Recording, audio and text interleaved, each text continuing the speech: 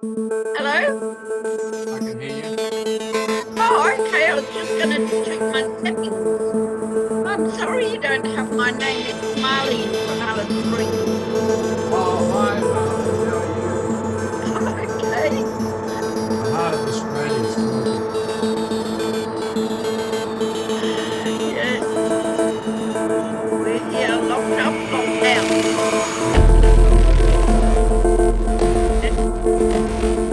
Well, I mean, I'm quite elderly, but I've never experienced anything like this.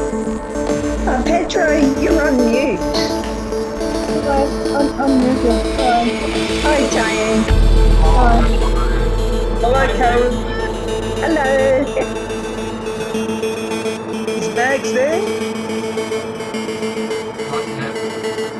Not yet. Not yet. Hopefully she'll log in. Yeah. Hello, Alice Springs. Usually we're at Sydney Town Hall every Friday at 5:30. We always meet at Sydney Town Hall, but because of the COVID-19 restrictions, we've decided to meet online instead. On Saturday. Yes, and on Saturday. Yeah, we can Saturday. Yeah, it's all evolving and getting better each week. Okay. See you soon. Bye. Click the little red mute at the bottom left. There. Gotcha? Hello, Mags. Hello. Hi, Hi, Mags. mates. Yeah, Have a look on Facebook. They've got a virtual, on the 11th, there's a virtual march for Julian Assange. And they're getting people from all around the world to join it. They're So- asking people to make memes, but not to share them until the 11th. You can imagine tens of thousands, if not more, of people on the one platform at the one time. Let's log jam Facebook. I might get attention. I'm worried Facebook will log jam us first. Or ban us. Yeah, that's what I mean. yes, I was just putting my headphones in. That's better. Okay. That's better. Yes. Welcome to our group. This is the group that we meet every Friday evening at Sydney Town Hall, but unfortunately we've been unable to. So welcome. Yes. Can I introduce some of my friends and make you feel all very welcome? That's the first thing. Thank you. Thank Welcome. you. And can I Thank you say very much.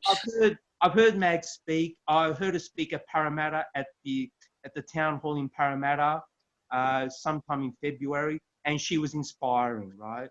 She spoke really magnificently, and she's a true Oh, wow. champion of Julian Assange, right?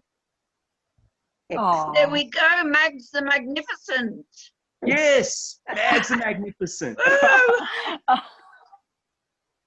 oh, stop. I like it. Stop. I feel so much despair for Julian. I just don't know, where to go with all this. I don't know where we can go with this now for him. Well, what- I guess what- this what we is a can- start, and next week will be another step forward. We just have to keep it up. We even if we're meeting virtually and putting videos up on YouTube and Facebook, that's the new way for a little while until we can get back on the streets. And look, I've managed to stay on the streets at a very local level. What I've done is I've put a large banner on the front of my house saying Free Assange, and below it I've put an A3 poster with which I'm encouraging people to photograph, which gives them directions on how to get to the petition, the Philip Adams petition, so that encouraging people to sign that.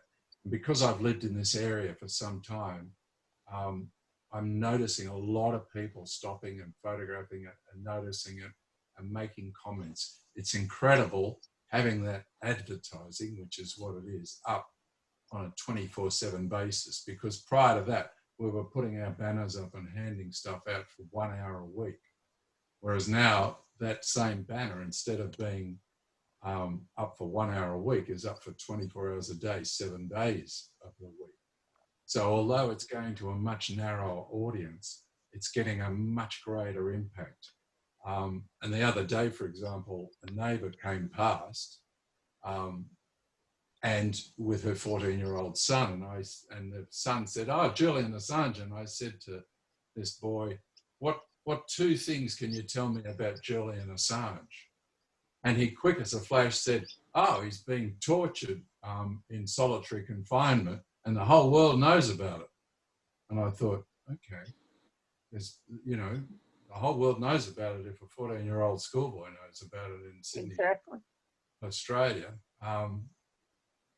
So now, you know, the next step is we've got to leverage the politicians, and there's only one way to do that. And this is the other thing I've been doing, is writing to them, you know, crafting letters and sending them off and emailing them. And also I've been going through my email list and sending personal emails to all my contacts one by one and attaching the link to sign that Philip Adams petition, which is getting very close to 400,000. But, you know, we need to get that figure up into the millions. We've really got to work on getting that petition bigger, because that's the only thing that's going to twist a politician's arm. You know, they're only interested in getting voted in at the next election. And if we can get those petitions really big, they're going to have to do something. So, you know, as much despair as I feel, because to me, the town hall group represented a commitment to Julian, which I've had to break. So I'm now, you know, determined to find even more powerful ways to help it. And I think through the internet we can do that. They're wonderful ideas, Tony, and Yeah. I'll run with a couple of those myself. It's fantastic. Thank you. You just have to be very careful about putting signs up in front of your house, because it can attract people to attack. So, yes, there's a lot of support for Julian Assange, but I'm rather reluctant to put anything out in front of my place, simply because it could invite someone to carry out, I don't know, an attack or a provocation. So you have to be careful of security in those instances, right? That's why I like going to the town hall, because at the town hall, it's a public space. It's open to everyone, but it also doesn't necessarily attract attention to your own kind of home or your personal existence, if you know what I mean. Yeah. No, look, point taken. And I did it, you know, with those things in mind. And you're right, I'm taking a risk because, you know, someone can easily, you know, egg the front of my house as an act of defiance. You know, one hand, maybe I should put a camera up so if somebody does vandalize the house, I'll get their image. But I don't know, somehow I feel that the cause is so just that I can't imagine my little sign on the front of the house causing anybody enough anger for them to, you know, strike out against what I put up there. I guess the first thing they do is pull down the poster, because it's actually located right above the letterbox, so people can photograph it. So somebody could easily just grab that. It's held onto a stake with a couple of bulldog clips, so, you know, it wouldn't be hard for somebody to remove that and just, you know, discard it. So I guess I've made it easy for somebody who's upset by my sign to destroy it without doing any damage to the house, I guess. But you know, point taken, Pietro. You do run a risk, as you do when you stand up and march. You know, when we go to town hall, there's a risk in that. Yeah, it's all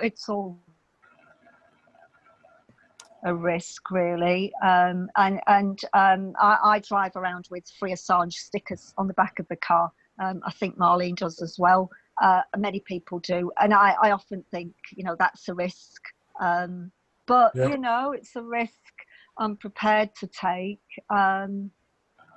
But more so now with the police presence. I wouldn't be quite as concerned about the public, but it's more the police presence that they might, you know, really target me, note my registration and really target me, especially because we're so close to Pine Gap. But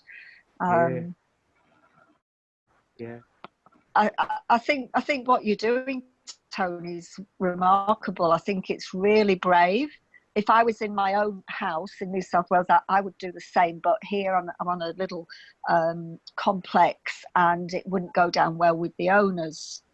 So I don't. But I'm going to put a poster in my car, in my van, and so that when I drive round, it's on display. I'm going to do that. I've thought of having the back of my van painted with Free Assange, you know, just on the back. Yeah. You could go to Full Monty, Max, and have Julian's picture painted on the side. I could do, yes. Like I could, that bus Marley. in Victoria. Yeah. Yes, could do. I have thought of that. Lobbying politicians, is it working? Is it working? You know, you're mentioning the group of 12, Tony, but what have they done? Well, I understand that it's up to a group of 14 now. Right. Okay. And George Christensen and Andrew Wilkie. Andrew Wilkie travelled to see Julian in jail and reported back on his condition. I think, you know, George Christensen is a right-wing politician, as is Barnaby Joyce. They're both on the. Hi, Adriana. They're both on. They're both on this group, and I think they're doing. I think they're the brave ones, because they're going against their lockstep party political lines. When the ones that are in parties. You know, particularly Barnaby Joyce and George Christensen, they're going against, you know, this lockstep line that Julian Assange is somehow culpable and needs to be treated in this barbaric way. I mean, it's a matter of time before they break and say, look, you know, this is politically unsustainable. Our stance against our citizen. So to answer your question, I think they're amazing, that group of 14, and I think they'll go down with some of the bravest Australian politicians. And while you're on the topic of Pine Gap is one of a handful of sites in the world that enable America to have this sort of global view, to be able to monitor the world. And it's for that reason that they should not be pursuing this man. It's for that reason that they should be delivering Julian Assange back safely to Australia and end this hostile treatment of him. You don't do that to countries that are your allies. And America is doing that to us, as is Great Britain. And shame on them, and shame on the British legal system.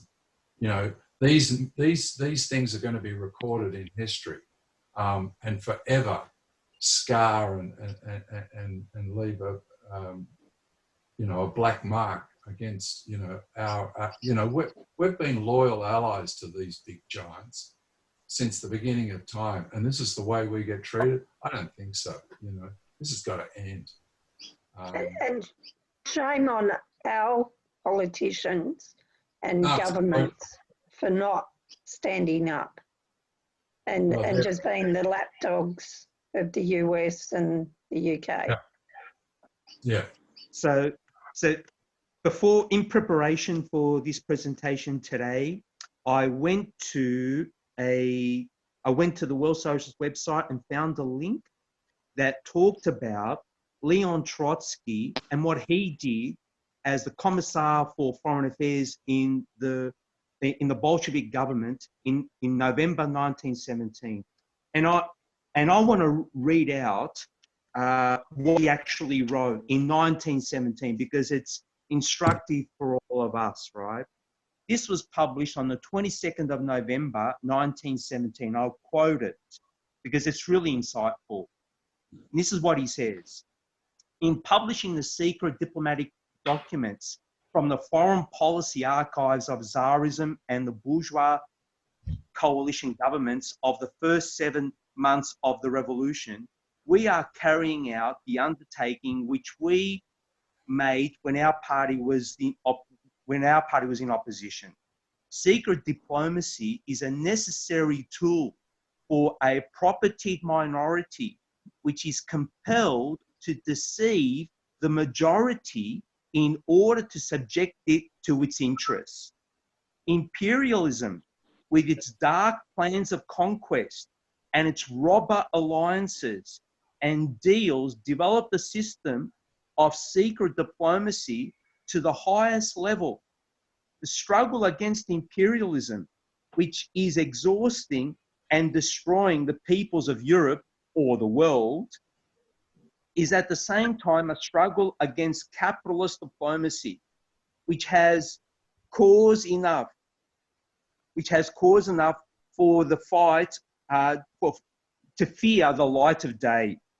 The Russian people and the peoples of Europe and the world should learn the documentary truth about the plans forged in secret by the financiers and industrialists, together with their parliamentary and diplomatic agents. The peoples of Europe have paid for the right to this truth with countless sacrifices and universal economic desolation. And so Trotsky makes a really important point that the protection of whistleblowers, the protection of those, the finding out of the crimes of our governments is the struggle against capitalism, is the struggle of the people of the world to know what is being committed against them by their own masters. And so to me, I see a unique connection between defending Julian Assange and the struggle to overthrow imperialism and capitalism. Yes, of course. Yes, Pietro, there is a link, and there's a link between this virus and the way it's being handled by governments. And there's a link between that and the treatment of Julian as well. And it's all about imperialism and capitalism comes first. War, hostility to our, inverted commas, enemy or enemies. And yes, it's all about the dollar and maintaining the dollar. Yeah, absolutely. Yeah. Great fortunes have been accumulated in the prosecution of these wars which Julian Assange exposed, right? Countless lives have been lost and economic destruction visited upon so many peoples of the world which pay for these wars, So to me, yeah, Julian Assange is a hero because he revealed those crimes, right? But these are crimes of capitalism. Yeah. So his freedom and the freedom of all whistleblowers needs to be connected to the overthrow of the capitalist system and linking the struggles of all workers of the world, people right around the world, right, who are every day face not just the contamination of their lives with lies, but fundamental attacks on their standards of living, on their right to life, on their democratic rights. They are all part of a system which does not allow for life, nor liberty, nor freedom of expression. That's how I see it.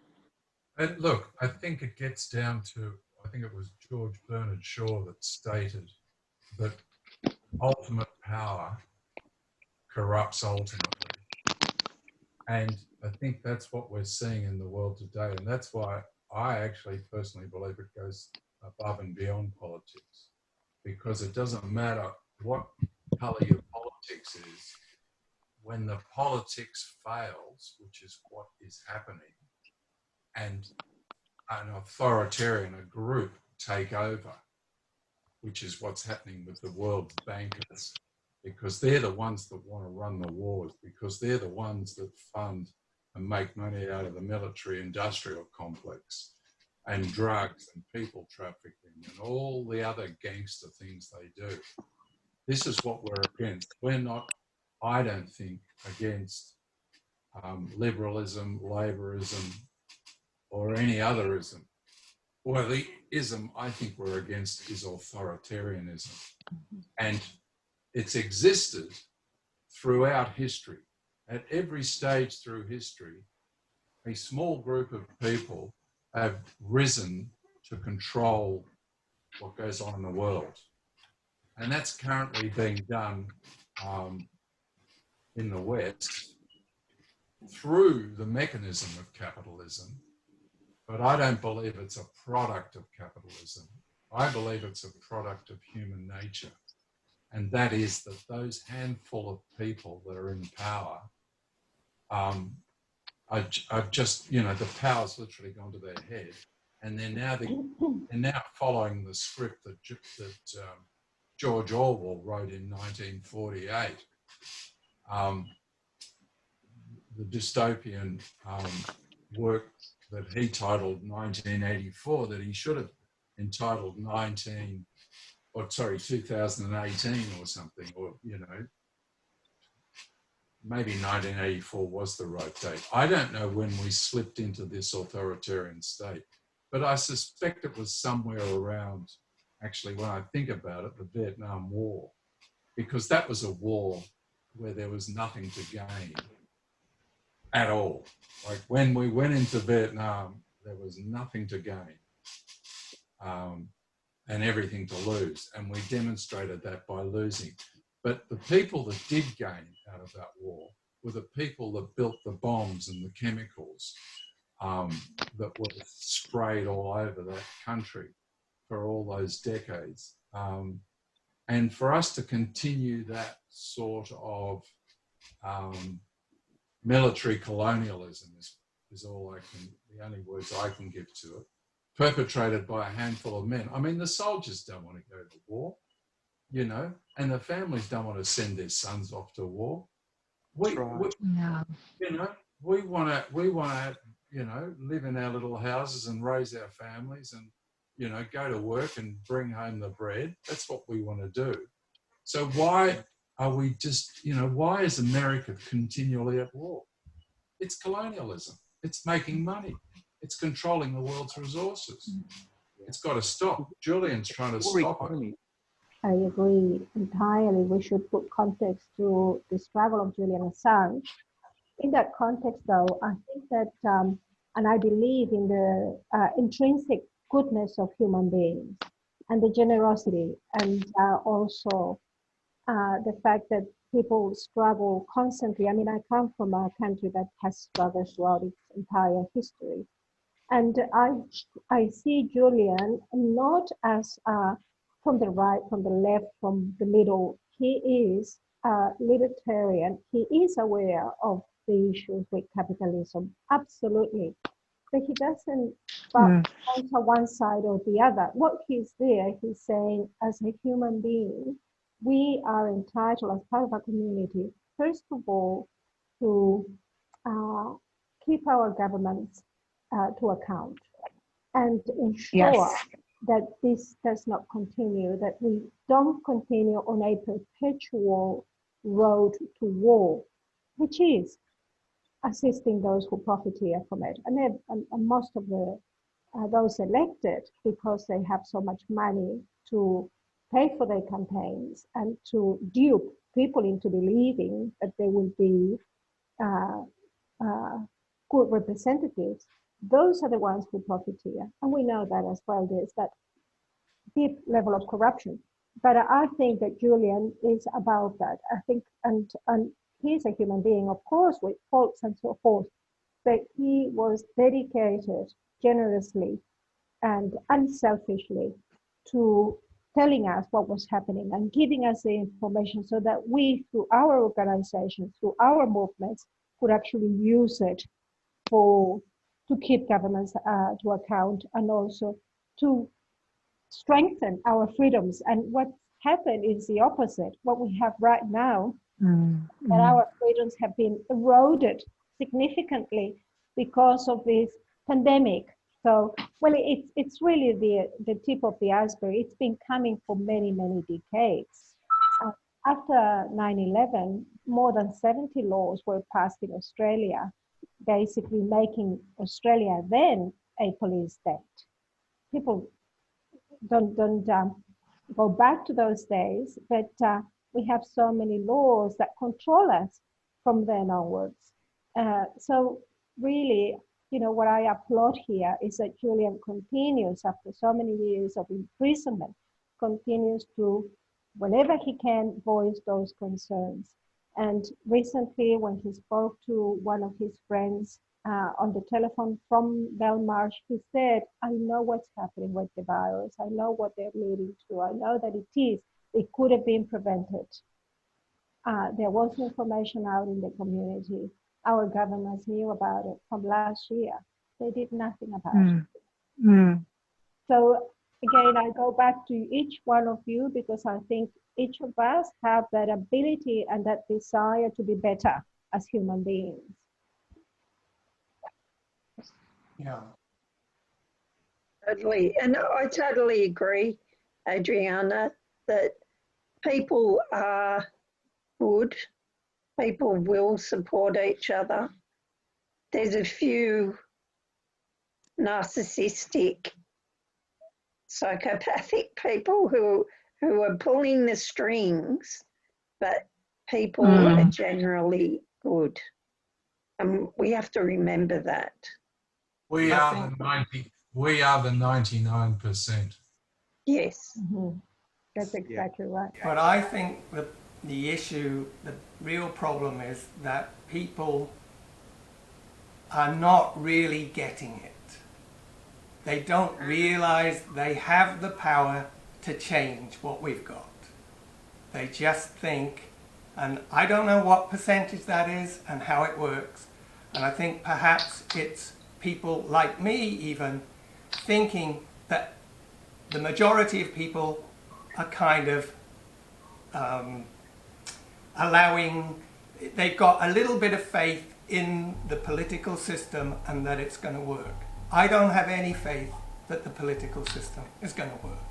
I think we have to make the political system work if we're going to do it. We can't just say, oh, I'll vote for this dummy that's going to, they're just not going to do anything. I mean, even we've got that parliamentary committee. They're fairly quiet and fairly tame, and they say, he's a rat bag, or he's a, they're not really on our side. They're just kind of creating a focal point for, hey, here's some politicians that might do something. That's what I think they're doing. I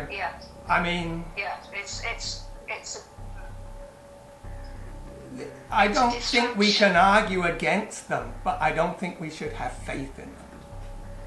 I agree, Steve. Yeah, I agree. I have no faith in the politics of this country. We shouldn't really express faith. If any of these politicians win, it's because of the pressure that we exert, but also because They want, Yes. because they can see that what is actually occurring is a gigantic travesty of justice. And but but but to think that we should expect them to make these necessary changes, that's another matter. At the end of the day, we have to convince and mobilize the international working class. Yeah, We have, yeah. we have to connect their daily struggles, which are important, their daily struggles, with the struggle for protection, for freedom of journalism, and liberation of Julian Assange and all whistleblowers and journalists. Right? There has to be that connection. I made that connection at my work several weeks ago. I said, look, as a teacher, we rely on honest and truthful journalism. That's our job. We are conveyors of information, of the truth. And I made that link. I mean, I could have kept on going, and I'm sure that in many other contexts around society, in whatever area of work you're undertaking, there is that connection between our rights as citizens, as human beings, as workers, is indelibly linked to the right of a free and transparent journalism. These are very deep and very complex issues. And I think at the moment we have a situation which is clear.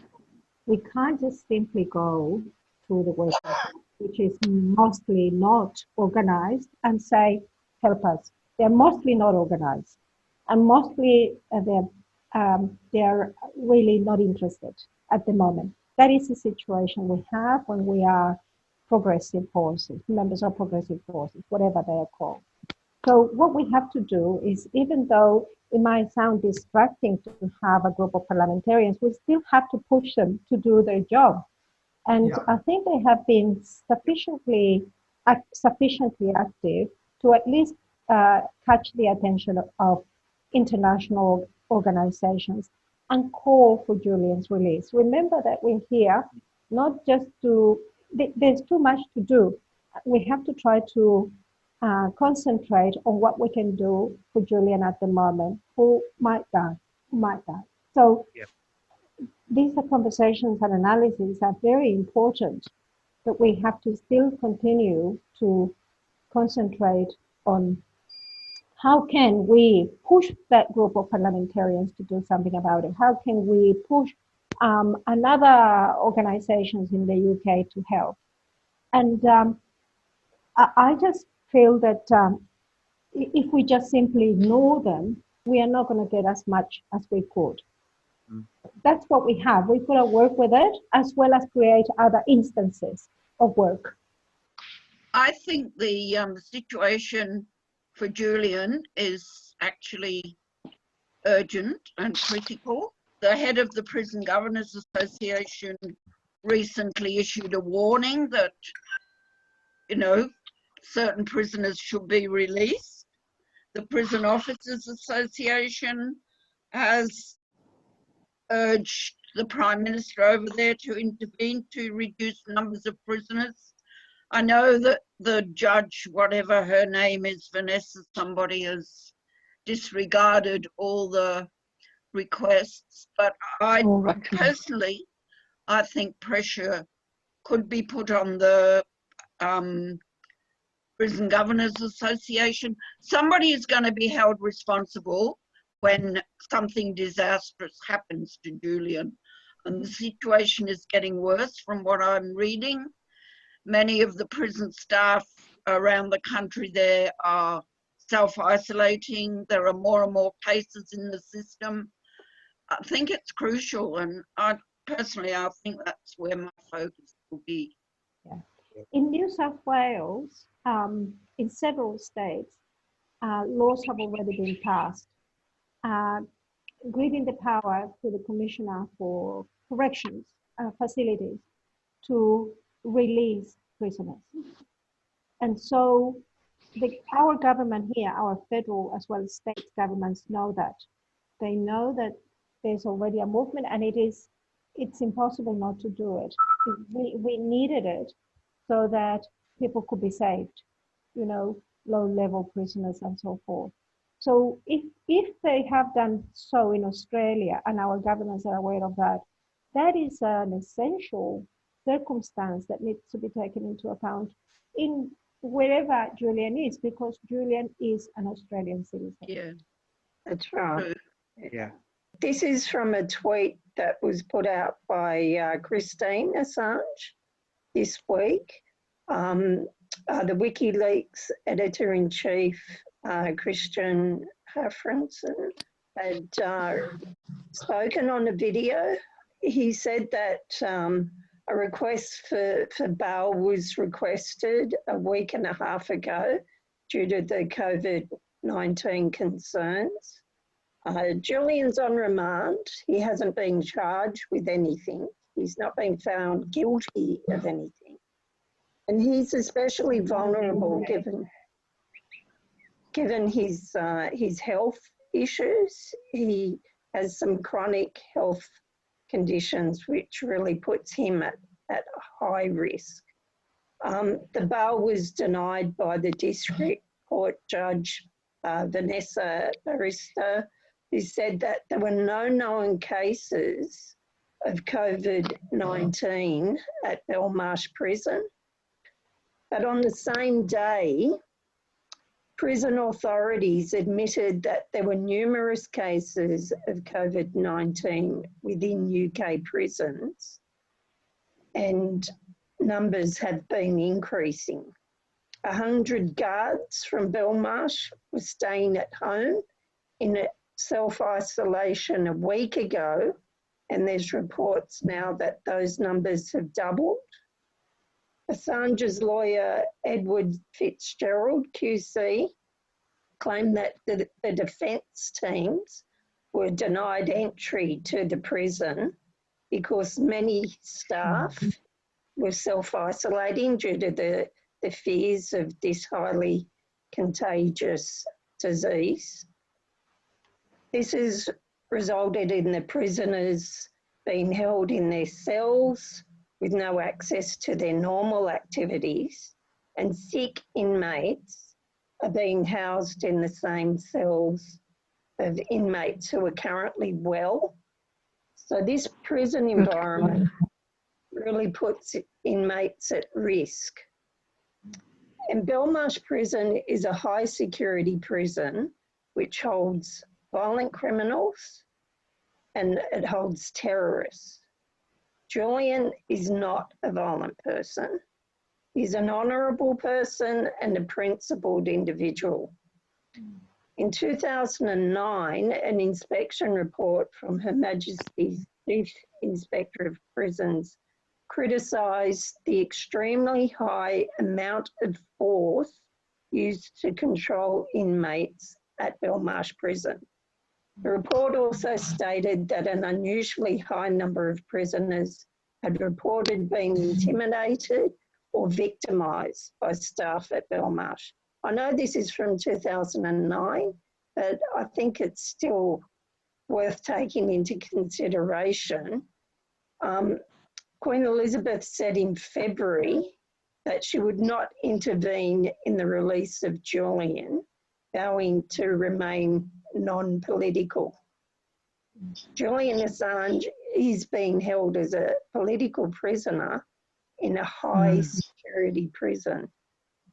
And I would implore the Australian government to demand the release of Julian into the custody of his family in the UK and be put into self-isolation.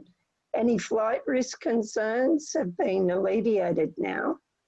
And I think the Australian government should put some pressure on and stop this namby-pamby, he has to face the music, or we don't interfere in other nations' matters. They can ask for Julian to be returned, or in this time put into isolation with his family. Even if Scott Morrison just announced on the TV to the Australian public that Julian Assange must be released, that would have a lot of power. Even if no one else listens, that would have a lot of power. Absolutely. And you know, a group like us, even a small group, and those who listen to the podcast or the videos later, we can certainly call, as a motion, we can call on the government to do that. We can actually call on Mr. Morrison, Ms. Bain, to do everything possible, and including demanding clearly that Julian be released. And there's nothing stopping us from doing it, because we pay their wages, their salaries. It's our taxes that cover them. So we should, whenever we have a meeting like this, or anywhere we are, we should always get a motion together, even if it is a few words, and call it, you know, this is the group that meets town hall meetings for Assange, calling on this to be done. What do you think of that? That's a great idea. Yeah, that's a very good idea. Yeah, passing a motion and forwarding it to Scott Morrison and Payne, and just to let them know that there is still this activity in Australia that, you know, in support of Julian. I mean, I'm speaking from Alice Springs. I think we should, you know, to make the motion a national motion, not just from Sydney, but a national. And hopefully more people will join this forum as time goes on, from everywhere, from all around the country. Hopefully other people will join, so it becomes a national group. Mm-hmm. Because it's not really just the fact that we have this crisis right now with highly likely severe consequences for Julian's health. And, you know, ultimately, we have to say it, he could die in prison. Yeah, absolutely. The fact is that he's being held there in circumstances that he has committed no crime. I just wanted to take you back to the February pronouncement by Amnesty International. I mean, Amnesty International has a position in United Nations. It is a highly reputable human rights organization. You couldn't dispute their work, even if you tried. And they were absolutely clear in February, well before this disaster ensued, that demanding and in a mandatory manner saying to the authorities in Australia, the US and the UK, that all espionage and other related charges against Assange had to be dropped. They had to be dropped because they basically said that the pursuit of Assange was due to him having published disclosed documents, which were also published by large media organizations even before Assange did so through WikiLeaks, you know, New York Times, Washington Post, Guardian, etc. And so they said, this is nothing short of a full-scale on the right to freedom of expression. And that it has a chilling effect on journalism. You were commenting on that, Pietro, before, and you know, and you, Tony. And so I remember seeing a comment in social media saying, you know, first we had these journalists who were telling us about the truth, about war crimes, about what things were being done in our names.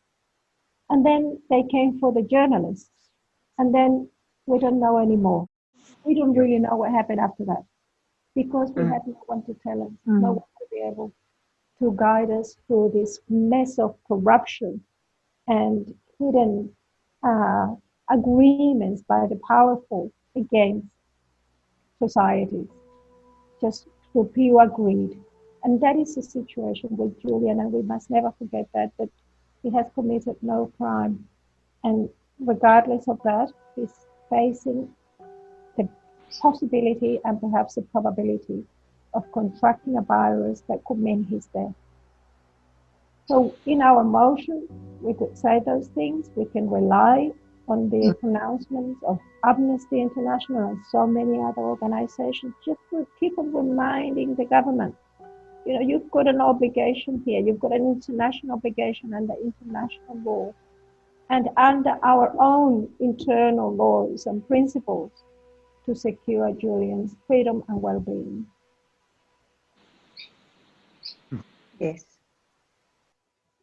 Just back to that point about why so many people don't want to face up to the reality of this authoritarian takeover of our democracy. I think how it works is, as I said originally, most people want to, you know, live in their houses and raise their families and, you know, have a quiet existence. And up until now, things have been pretty good. You know, we live in a fabulous country with a healthy economy and lots of resources, and people don't want to face the fact that we've got corrupt politicians because they think, oh, well, on balance, you know, the system's working, and why upset the apple cart, and, you know, if it ain't broke, I fix it.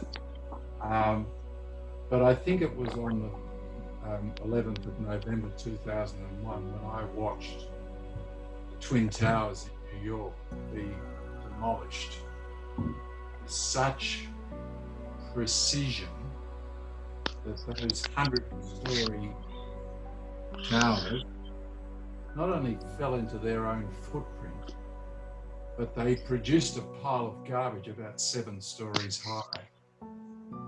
And the reason the pile of garbage was only 7 stories high, whereas I'd calculated it should have been about 14 stories high because the buildings, anyway, I won't go into the arithmetic of it, but I later found out that there were signs of explosives on the 7 stories of basement car parking in that building.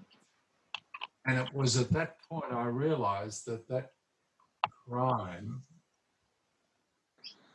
was an inside job. You know, those 3,000 people that were murdered in that demolition were murdered by us.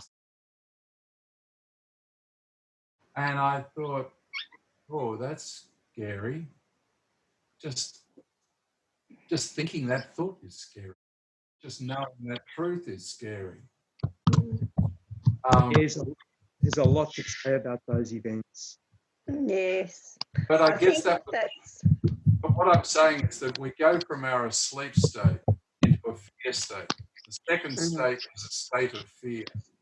So the 90% that are in the sleep state, they've got to go through the fear state. I've been through the fear state, and I've come out the other end, and that's why I'm putting banners on my house, because I figure there's 99 people out of every 100 people that walk past my front door, 99 of them are good people.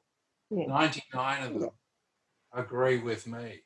Yeah. So, and that's why I stand down at town hall, because I know that 99 out of 100, well, I believe it's much higher than that, but that's, you know, I'm just using figures figuratively. In other words, I have got the masses on my side, and I look back through history, and we, the mass, always win. We always win. Yes, we do. The wrongdoers are brought down by us. I mean, thousands of us die, tens of thousands, millions, countless people die, but in the end, we win because we are the people, and we can do without the 1%, but the 1% cannot survive without us. It's kind of the reverse to COVID, you know. COVID depends on us to stay alive. We don't depend on COVID to stay alive. And it's the same with the 1% versus the 99%. 1% are parasites on us. we are not parasites on the 1%. So one of the things that I say when we go down to Sydney Town Hall is I bring up this idea that the people who are undertaking the prosecution of Julian Assange are themselves criminals. Yep. And the innocent are the ones being tried. And right, the innocent are being tried, the criminals are prosecuting. It should be the other way around, right? So, and one of the things that I keep saying is that how is it that George Bush, Dick Cheney, Donald Rumsfeld, Condoleezza Rice are all free, Tony Blair is free, John Howard is free and rich, while the one who exposed their crimes, Julian Assange, Chelsea Manning, Edward Snowden, and so on and so forth, Seth Rich, journalists like Max Blumenthal and others as well, how they are either being prosecuted or dead or in exile. It reverses natural justice. In other words, the criminals are getting away with it while the innocent are being punished. You know, so this idea that the people always win, it's not true. No, it's not. But clearly, United States has not agreed to, in fact, it has outright rejected the Rome Statute. So it will not allow any of its army personnel or its presidents, former presidents, MPs, whatever. It will not allow any of them to face criminal charges in an international forum. Yeah. It continues to do that now. Yeah, they're flagrant. They don't recognise the power. They don't even recognise the International Criminal Court. John Bolton said it, right? John Bolton, one of the architects of the invasion of Iraq. Makes me sick. Somehow John Howard came out of all of this as, a hero of the people. I don't know how that happened. In this country, John Howard seems to get held up as a great Australian politician, and no one seems to call him out for sending Australian troops to war based on lies. Yeah. An illegal war. Well, Yep. look, you say he's a hero. But He's not to certainly me. I was about to say he's certainly not my hero. And not mine either. No, he's certainly not I'm my sure. hero. And I think if you sort of went round the people of Australia, maybe not today, but maybe in 20 years' time when we've got a bit of the history of hindsight behind us, and maybe if we escape this authoritarian noose that's slowly tightening on our necks, then I think there'll be less people that'll be admiring of John Howard. You know, the truth will come out. Because, the truth is a difficult one to contain. Often it can be contained for, decades or centuries even, but somehow it's always got a way of finding its way out. And I think as we all unite through this wonderful internet that I must remind you all was given to us by the military-industrial complex of the United States of America. This plowshare, the internet, that's come from this war machine, has got a funny way of recording everything.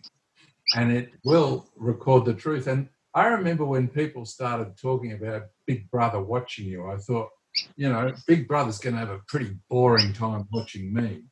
But, if I was one of these international gangsters, then Big Brother, I might become part of Big Brother and I might watch over them. And, they ultimately will fall. And that's exactly what's happening through WikiLeaks. WikiLeaks as an organisation now is attracting people like us. But when we see a bad deed, when we see a wrongdoing, we say, I can't sit on this. I can't live with this on my conscience. I'm going to pass this. I'm going to pass this on to WikiLeaks, and I'm going to let WikiLeaks put this out to the world. And look, I don't even want to mention the fate of Julian Assange, but I know one thing for sure. WikiLeaks is going to get stronger, and nothing will stop that. And ultimately, WikiLeaks will win, and it will galvanise the 99%, and will expose more and more of this corruption, and more of these evildoers will fall.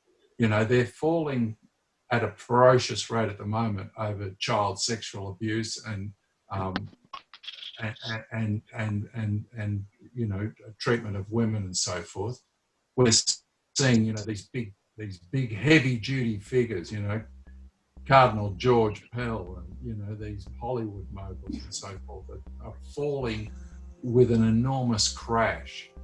And, you know, that's not going to stop. That's going to gain momentum. There's going to be more and more exposure of wrongdoers, because most of us are right doers. You know, the 99% of us are right doers, and we right doers are going to expose wrongdoers and watch them fall and watch the world become a better place.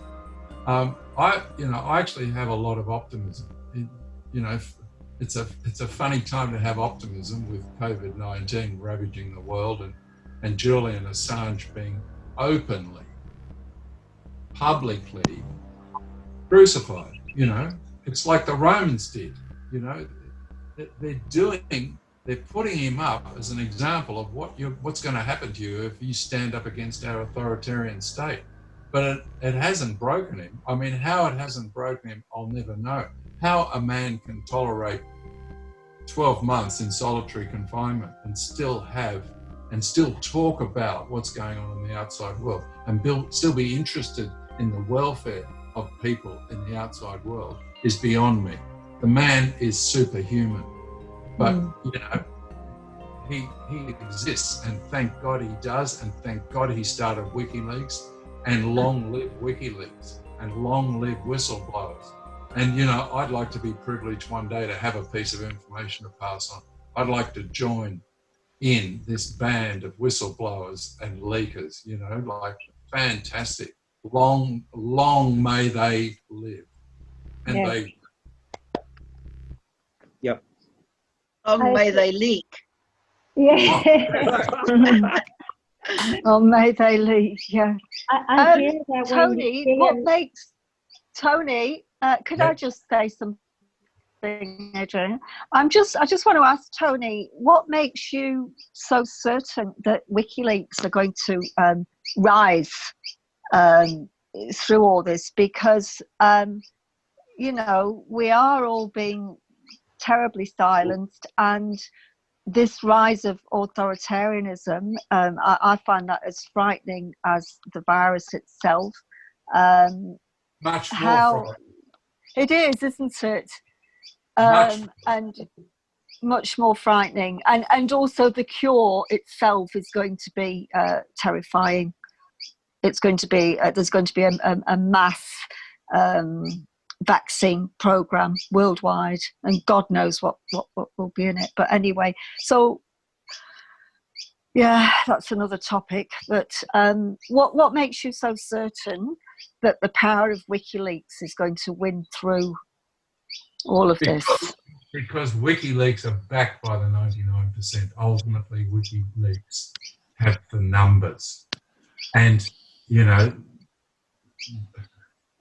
they will survive. I just don't think they can be put down. And look, if they could have been, Julian first came to the attention of the CIA when he was 15 years of age. That was 33 years ago. 33 years ago, he hacked into the Pentagon, embarrassed the CIA. He was reprimanded and punished at that time. He was a schoolboy. So they've been watching him for 33 years. And they've spent the last 10 years getting him in Belmarsh prison. I personally don't think they want him back in America. I think they're happy for him to remain in Belmarsh, because it's like being nailed to a cross. Everybody knows about it, and he's suffering where he is. If he goes back to America, he will enter American politics, and he could divide America. You know, we've all been following Chelsea Manning's treatment, and we note that she's been recently released. And one would have to ask oneself, why did they release Chelsea Manning? Why has this all-powerful authoritarian regime chosen to release Chelsea Manning? Their stooge in power, Donald Duck, has got to he's got to face the electors. He's got to face the electorate in November of this year. He's got an uphill battle. If Chelsea Manning were to die in custody, it would have some nasty repercussions politically for him. So that's why I believe they've let him go. Let her go, sorry.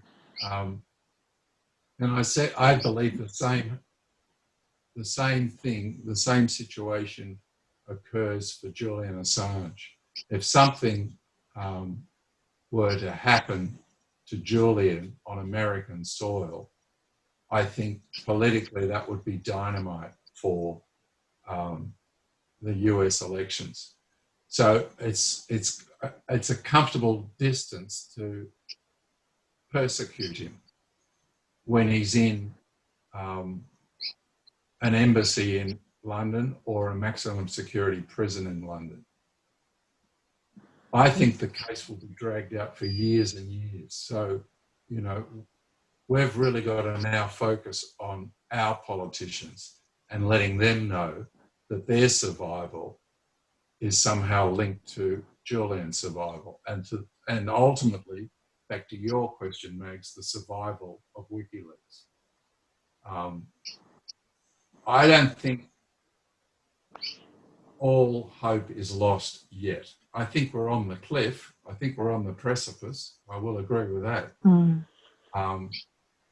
I think we need to act, and I think we need to act fast. And, you know, it's a scary situation. But I think ultimately the 99% will win, as we always have.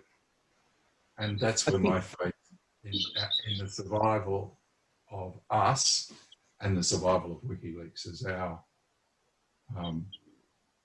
truth teller, you know, our outlet of truth. Like, so in the middle of this pandemic and the bailout of Wall Street, right, Trump did something really shocking. Trump sent warships to the coast of Venezuela. So they've been trying to remove the Venezuelan government for more than a year now. They had a coup attempt at the beginning of last year, further economic sanctions on the country. And just last week, Trump called Maduro, the president of Venezuela, a drug lord, and invoked and mobilized the US military against Venezuela under this kind of false pretext that Venezuela was a source of drug trafficking for the United States. So, you know, the United States government are about to embark on another war crime. So they're punishing the people of Venezuela through economic sanctions. Now they are mobilizing their military in a direct assault against the country. So to me, that, you know, remember that very famous dictum, right? That the first casualty of war is the truth. Well, right now, the people of Venezuela are suffering, but not only are they suffering because of the lies being promoted, they're going to be suffering because of another war crime is about to be committed against them, right? The same applies to Iran and peoples all over the world. I think, yes, we need the truth. The truth is our friend. It needs to be spoken, needs to be made powerful, needs to be aired. But we also have to recognize that, you know, the people that are making decisions for the world's population have no right to be in power. They have no right to make decisions for humanity. They have abrogated their responsibility for making decisions which affect all of us, including Julian Assange. They had no right to make decisions. They must be removed from power, right? Oh, we've got a general election in the United States of America in November this year. So, you know, whatever it is in 7 months' time.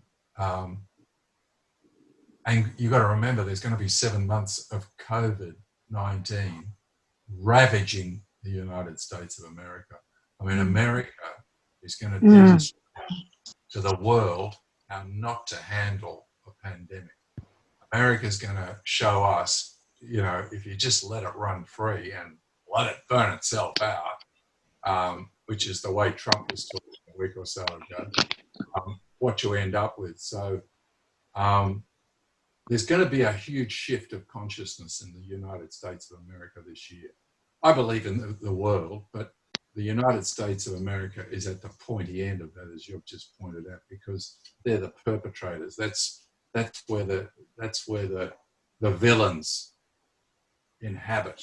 But that country and the world is going to go through a massive consciousness shift over this year due to COVID-19. And I would like to think... We're all going to have a huge change.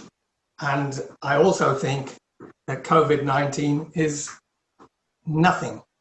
It's absolutely nothing, because I've looked at the graphs from Germany and there are no more people dying. In fact, there are less people dying this year than have died in the previous 3 years in Germany.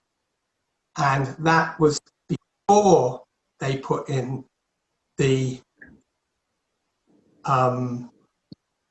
lockdown. After they've put in the lockdown, COVID-19 has gone right down.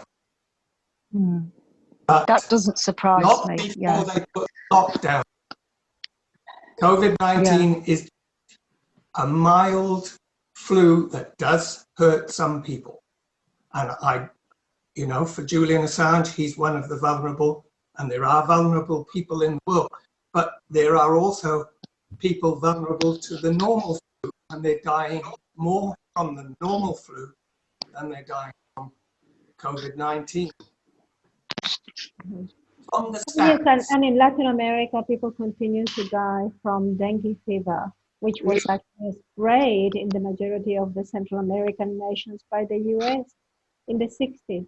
And that's where it comes from, dengue fever. So many people die from that, you know, but I just wanted to comment on two issues. The first one, that I understand that Julian, when he was a very young man, he also created some sort of computer program permitting young people access to that very early internet.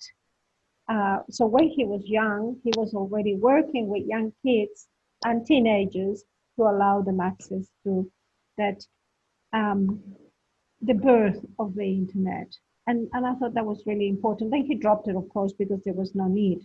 But and also, I think that his legacy through WikiLeaks continues. WikiLeaks continues to publish extremely important information. It just in the last few months, it has done so. So I think, like Tony, I agree that it will remain a strong institution. It has its own protections inbuilt. It has a fantastic publisher and editor now. In this guy who, Corinne, you mentioned him. I'm sorry, I can never pronounce his name. Christian Harrison. Yes, I think, and also the Heffenson. Heffenson. One of those Icelandic names, difficult to pronounce. And it's Harrison in Aussie. Oh, okay. The ambassador also. I think all of those people are just fantastic, and they will continue to publish information as time goes on. But the problem is that we need Assange well and free and released. Whether the actual proceedings are going to take many years, okay, they're going to take many years, and we'll continue to meet anywhere possible and demand his release. But at the moment, what we need is to get him free. So I was just going to propose again, I see all of you very active in so many different forms of media. Not just send it to us who want to read about it, but always link your media to the MP, to your MPs, so the Prime Minister, sorry, your MP, to the various ministers, and just copy them, just send as many of information and plans as you can, not just for us, but make it out as well. Yeah, we have to just use the same techniques that they did. And I thought also for a while, we should be able to get some people to find, say, a page on a newspapers that people read, whether it's online or not. Just a page calling for Julian's release. Someone has enough money to permit us to do that. We should be able to speak to some donors and say, come on, guys and women, give us that money because it's so important. And once we have that money, it doesn't matter whether it's mainstream media, they take it, they need it, they want it, they'll publish it. So, if anyone has ideas about that? I think that we can write very good content, and we should try to produce content in any way, so that because we're speaking the truth, it does resonate with people. And the only thing we have is we don't have massive circulation. But I think things are bound to turn away from the mainstream media towards the people who are speaking the truth. I think that has to be inevitable. They've put up with Trump now for almost 4 years. So the anti-Trump movement, if you like, is gaining strength every day. And with his current mishandling of COVID-19, ultimately that's going to bring him down. If there's one great positive to come out of COVID-19, it will be the demise of Donald Trump. That will bring him down. I'm not so sure, Tony. No, I'm not so sure either. I don't see what's going to replace Trump. There's the Democrats are just useless. They're just as Democrats, bad. yeah, they're just as bad. They're all as bad. We'll be terrified if Hillary Clinton makes it in. Oh, Imagine. she'll shoot Biden. He'll commit suicide by shooting himself twice in the back of the head. Twice. And, yeah, she'll take over. We can dream. But I think what Trump might do is he might cancel the election and just and vote himself, re-vote himself into power. I think that's a possibility. That has to be stopped. But I think that is what he would do. When they were talking about the bailout of Wall Street, it reminded me of WikiLeaks' revelations of those conversations between Hillary Clinton and Henry Blankfein at the Goldman Sachs Bank. Do you remember those revelations? Where she said she was telling them one thing and the people another.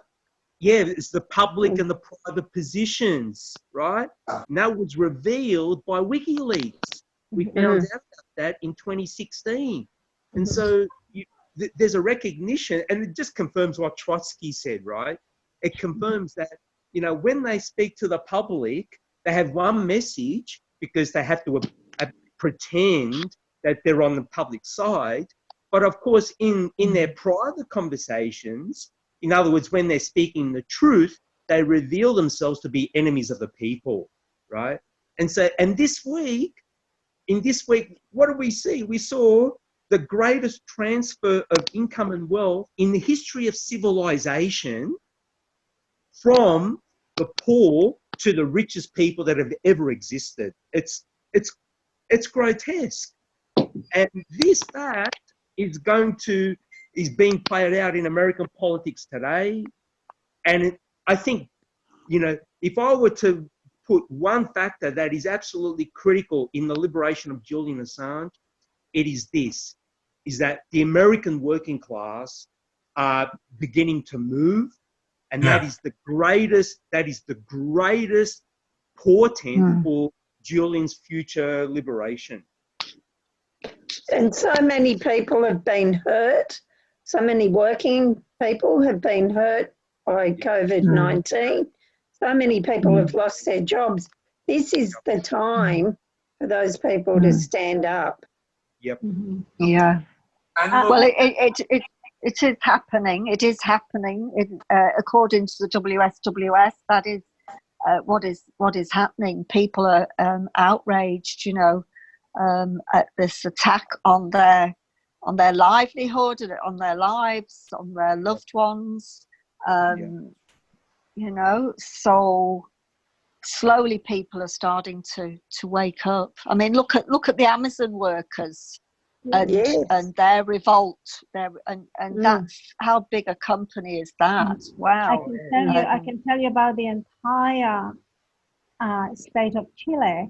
The president of Chile, who is a multi-billionaire and extremely rich entrepreneur with strong links to the US.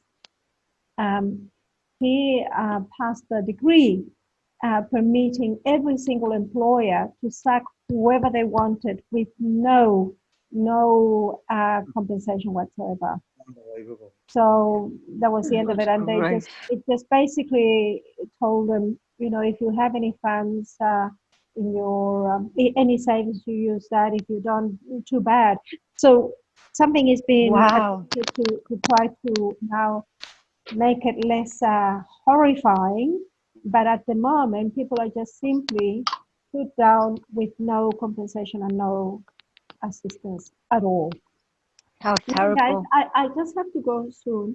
I just wanted to confirm, if you don't mind, that we could have this motion as part of this group, calling the Prime Minister and also Minister Payne to do everything necessary to secure the immediate release of Julian Assange from Belmarsh prison, so that in the interim, if that's what they want, he goes into self-isolation and receives, with his family in the UK, and receives the necessary medical care as he is a vulnerable person. At least that. And also just a message from another member that there are banners available if people would like to put a banner out on their home or the front of their houses or any other premises, that they're able to do so, just simply because we're not permitted to be on the streets. But if it is your own premises or premises you can put them up. So banners are available, and they say "Free Assange," and you just need to internally make arrangements to get those banners. Okay. Yeah. Thank you. and also, I've got an A3 poster as a Word document that you can print out that instructs people how to sign the petition, the Philip Adams petition. If you'd like that too, I can email it to you. Yeah, that's excellent. Yep. All right. We're trying to educate people. That's what the town hall was all about. Well, I like to see it as waking people up. I think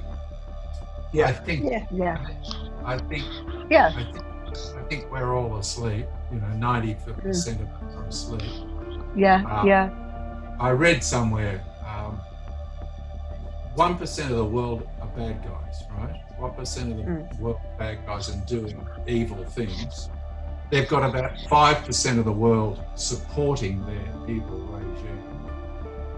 And about 90% of the world are just, you know, asleep at the wheel, not paying attention.